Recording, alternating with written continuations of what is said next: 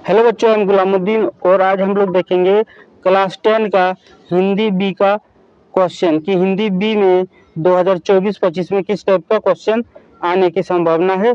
उसी के बारे में हम डिस्कस करने वाले हैं बच्चों। तो वीडियो में अंत तक बने रहना और वीडियो को सब्सक्राइब कर लेना। इस टाइप का क्वेश्चन डेली मिलते ही रहेगा। तो ये हिंदी बी का है बच्चों, क्लास 10 का 3 घंटा का समय रहता है और फुल मार्क्स जो होगा 80 नंबर का होता है।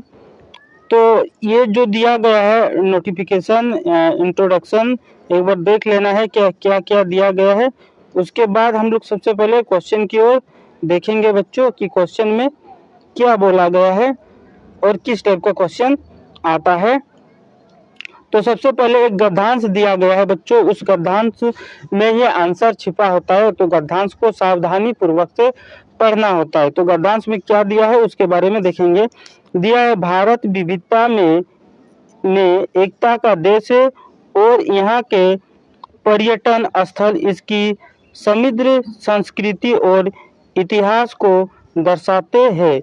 राजस्थान का जयपुर अपनी राजसी हवेलियों और किलों के लिए प्रसिद्ध है।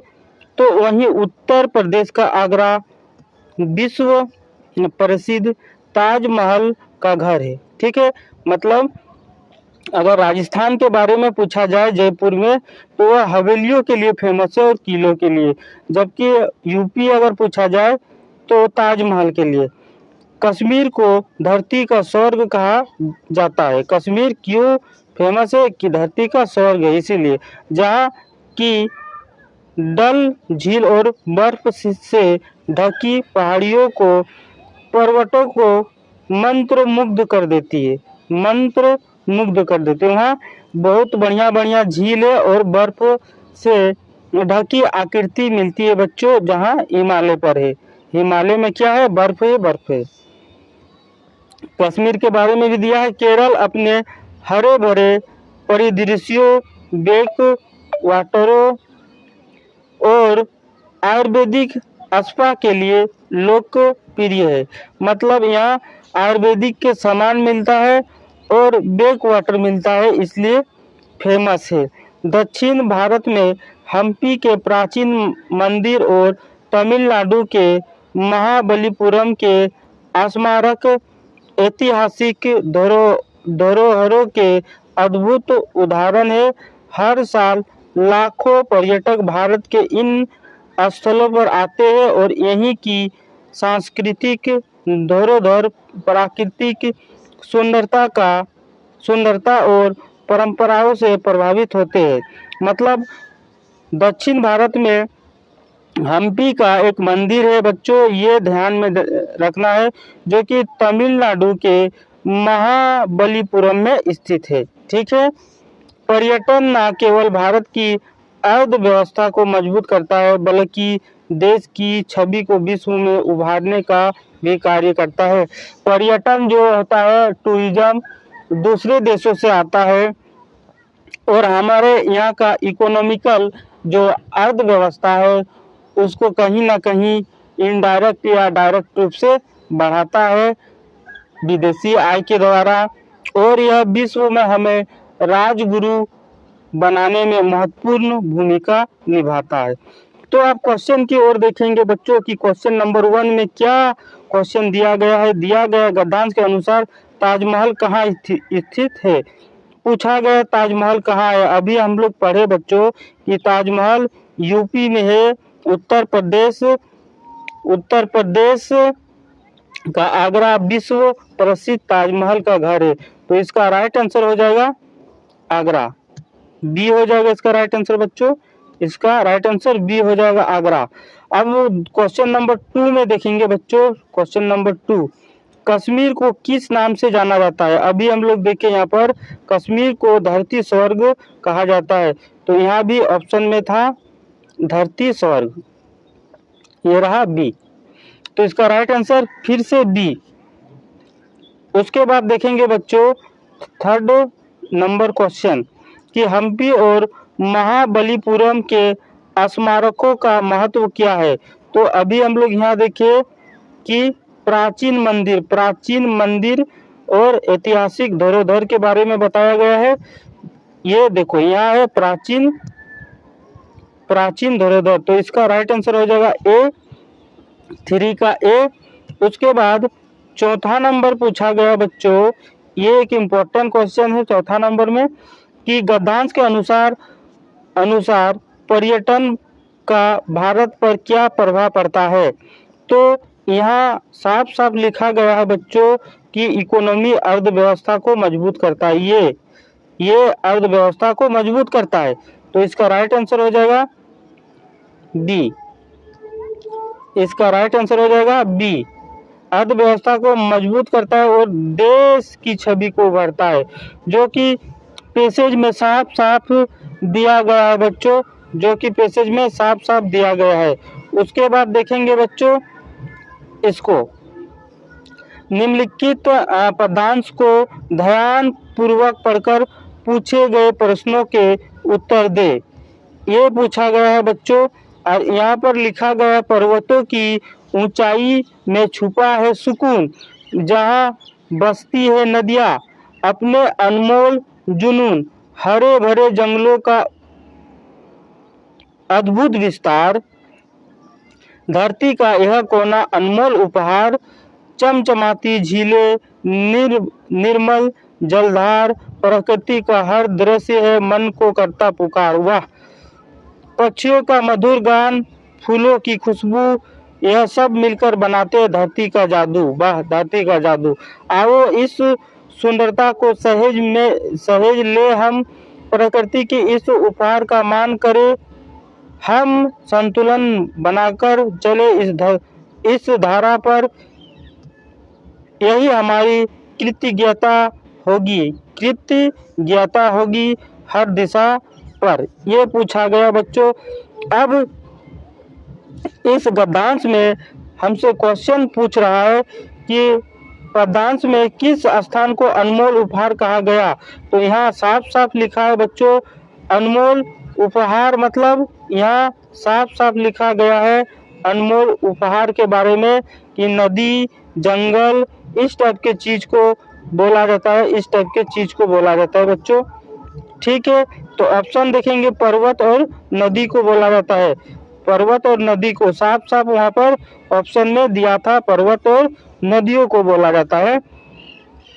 अब हम आगे की ओर देखेंगे कि पदांश में झीलों का जल कैसा बताया गया है। पदांश में झीलों का जल किस टाइप से बताया गया है उसके बारे में बताया गया है ऑप्शन में।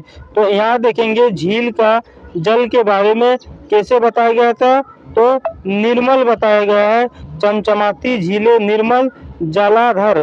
तो इसका राइट आंसर हो जाएगा निर्मल और चमचमाता हुआ, निर्मल और चमचमाता। तो इसका राइट आंसर हो जाएगा बी। उसके बाद 7वां नंबर में पूछा गया है, पक्षियों और फूलों के माध्यम से क्या संदेश दिया गया। पक्षियों और फूलों के माध्यम से क्या संदेश दिया गया है उसके बारे में हमसे पूछा गया है। तो प्रकृति के बारे में बताया गया था कि प्रकृतियों के बारे में देखो, यहाँ प्रकृति का हर दृश्य मन को करता पुकार, पक्षियों का मधुर गान, फूलों की खुशबू, यह सब मिलकर बनाते धरती का जादू। मतलब यहाँ प्रकृति के बारे में बताया गया है। तो इसका राइट आंसर हो जाएगा प्रकृति की सुंदरता का अनुभव करे। तो प्रकृति के सुंदरता के बारे में कवि बता रहा है, प्रकृति के सुंदरता के बारे में, इसलिए इसका राइट आंसर हो जाएगा ए। अब यहाँ पूछा गया कि धरती का जादू किसे कहा गया है।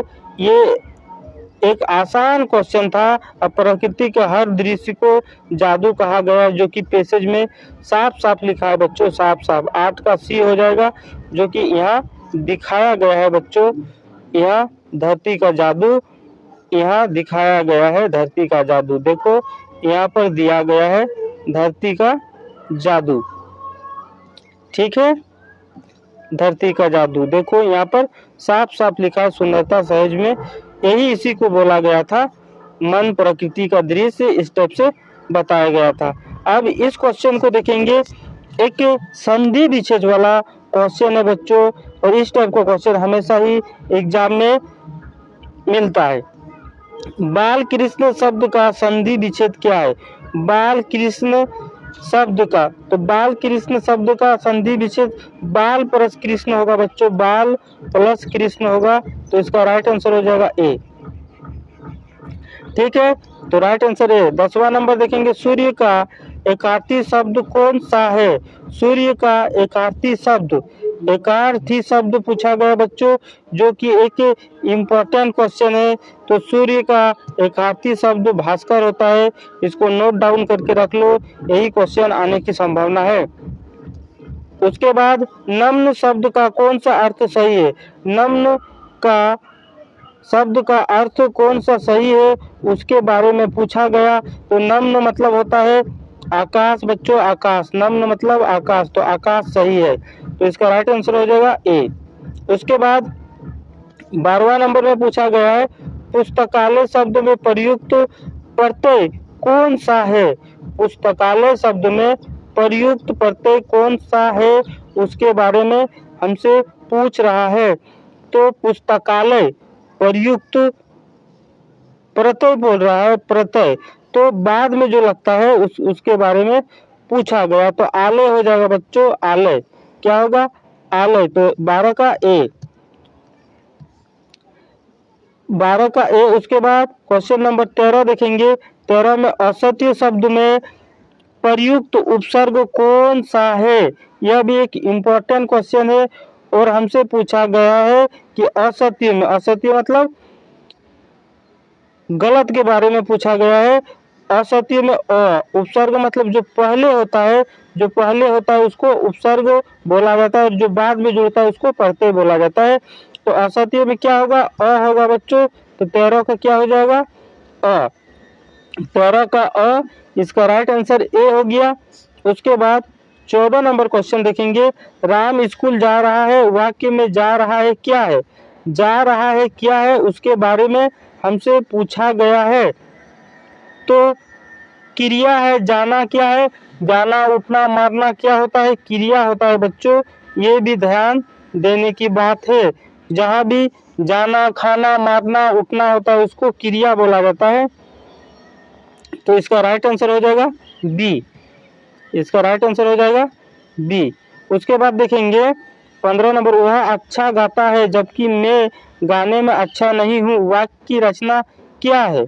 इस टाइप का अगर क्वेश्चन पूछा जाए तो उसका आंसर क्या होता है कि वह अच्छा गाता है जबकि मैं गाने में अच्छा नहीं हूँ, तो यह मिश्र वाक्य है, इसको मिश्र वाक्य बोला जाता है।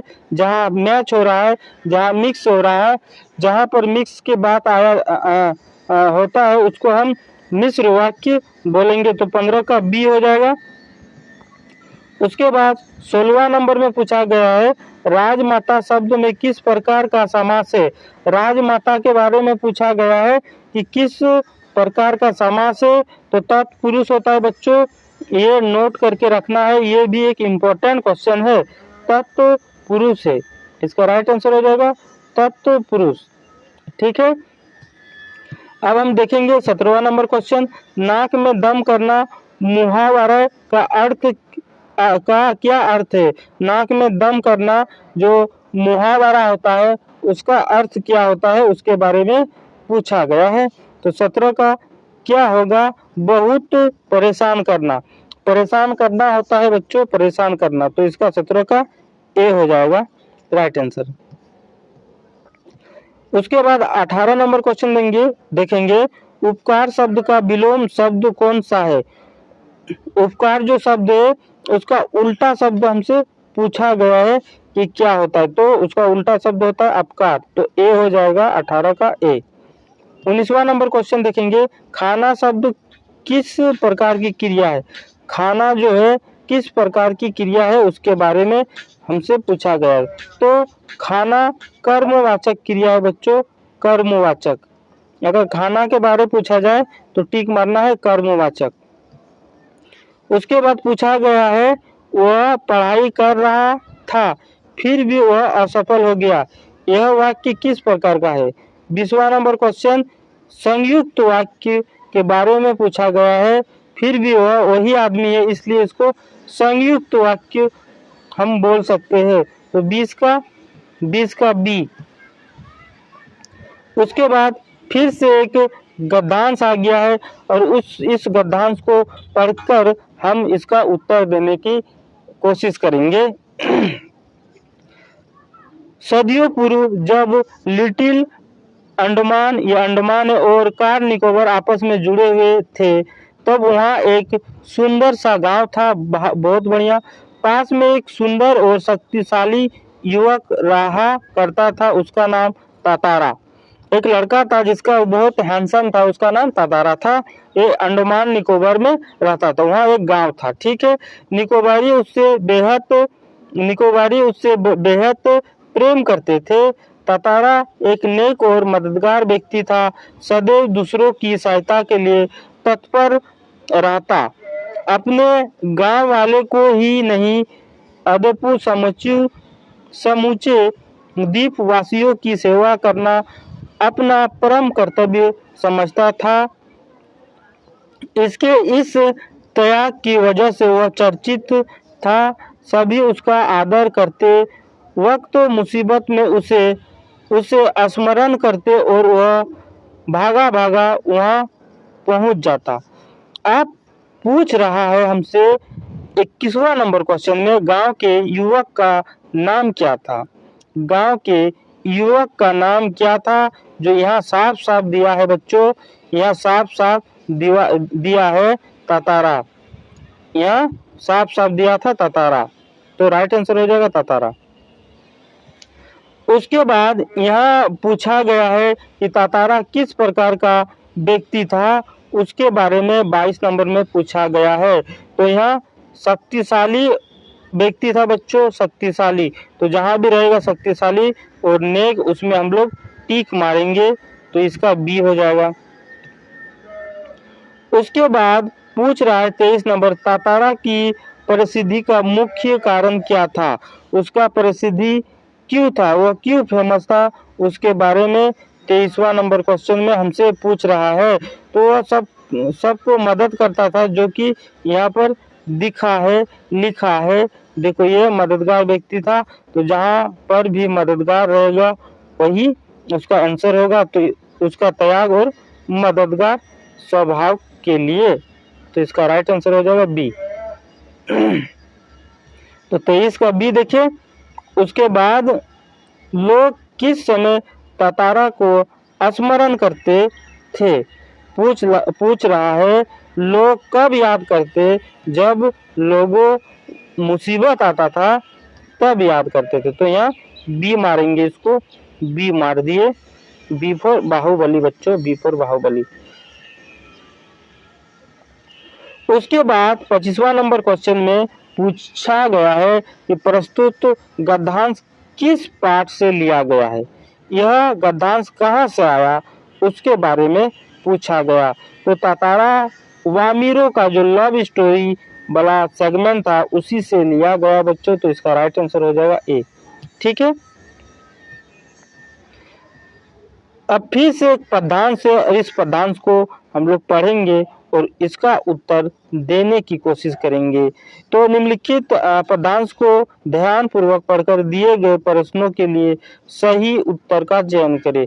मेरा त्राण करो अनुदिन तुम, यह मेरी प्रार्थना नहीं, बस इतना हवै करुणामय, करने की हो सकती अनामय, मेरा भार अगर लघु करके ना दो, सांत्वना नहीं सही, केवल इतना रखना अनुनय, वहन कर सकूं इसको निर्भय, नत सिर होकर सुख के दिन में, तन मुख पहचानू छिन छिन में, दुख रात्रि में करे वंचना मेरी, जिस दिन की निखिल मही, उस दिन ऐसा हो करुणामय, तुम पर करूं नहीं कुछ संशय।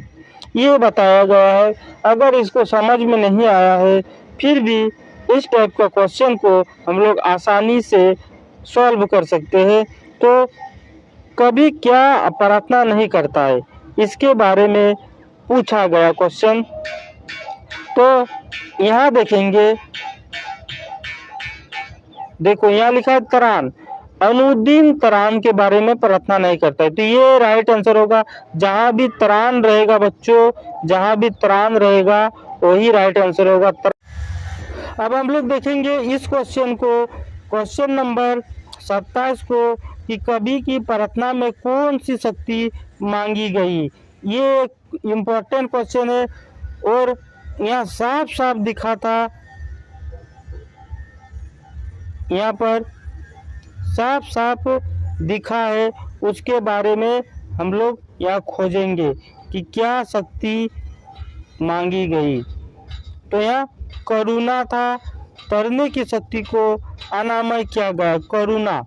करुणा देखेंगे, करुणा मतलब निर्भयता से भार वहन करने की शक्ति, तो इसका राइट आंसर हो जाएगा सी, इसका राइट आंसर हो जाएगा सी। अब 28 नंबर क्वेश्चन देखेंगे, कभी सुख के दिन में क्या चाहता है, कभी सुख के दिन में क्या चाहता है।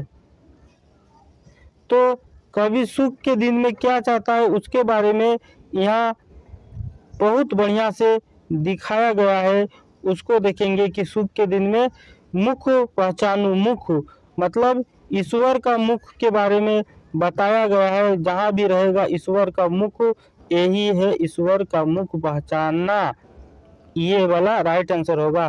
तो सब पैसेज में दिया है, अगर पैसेज किसी भी लैंग्वेज में हो हम उसका आंसर आराम से निकाल सकते हैं। 29 नंबर क्वेश्चन है, दुख के समय कवि किस भावना से बचने की बात करता है। 29 नंबर क्वेश्चन पूछा गया है, तो संशय, ये क्या होगा, संशय, जो कि वहाँ ऊपर में दिया गया था, दुख के समय संशय। देखो यहाँ दिया है ना संशय, ये रहा कुछ संशय, संशय के बारे में बताया गया है बच्चों, संशय के बारे में। 30वां नंबर क्वेश्चन, प्रस्तुत पंक्तियों के कवि है, किसने लिखा इस कविता को। तो यह रविन्द्रनाथ ठाकुर ने लिखा था बच्चों, रविन्द्रनाथ ठाकुर। अब हम लोग देखेंगे कि लॉन्ग टाइप का क्वेश्चन किस टाइप से आता है। हम लॉन्ग टाइप के क्वेश्चन को डिस्कस नहीं करेंगे, आप किताब के सहायता से इस टाइप के क्वेश्चन का अभ्यास करना बच्चों, और मैक्सिमम मार्क्स लेकर आना, ठीक है। हम दिखा सकते हैं कि किस टाइप का क्वेश्चन आने की संभावना है। देखो यहाँ पर दिया है, मीरा बाई का जन्म कहाँ हुआ है। मनुष्यता कविता के अनुसार कवि किसे मनुष्य मानता है। उसके बाद इस टाइप का क्वेश्चन पूछा जाता है बच्चों, ये इस टाइप का क्वेश्चन को करके रखना जरूरी है। इसी टाइप का क्वेश्चन फिर से पूछे जाने की संभावना है। अगर हम क्वेश्चन को सॉल्व करवाते हैं तो यह वीडियो काफ़ी लंबा हो जाएगा और सभी बच्चे हमको आशा लगता है कि कुछ या कुछ पढ़ा होगा, इसलिए इस टाइप का क्वेश्चन को आसान से बना सकते हैं, आराम से बना सकते हो। इसलिए इस टाइप का क्वेश्चन को करके रखना बहुत जरूरी है। स्वच्छ भारत पर पूछा गया है, अनुशासन के बारे में पूछा गया है, उसके बाद इस टाइप भाव पूछा गया, इसमें क्या भाव बताया गया उसके बारे में पूछा गया है। तो इस टाइप के क्वेश्चन को खुद से करने की कोशिश करें। हम केवल ऑब्जेक्टिव क्वेश्चन को ही सॉल्व करवा सकते हैं, बाकी आप खुद से कर सकते हैं, आप खुद से कर सकते हैं। Thank you for watching my video, please subscribe my channel.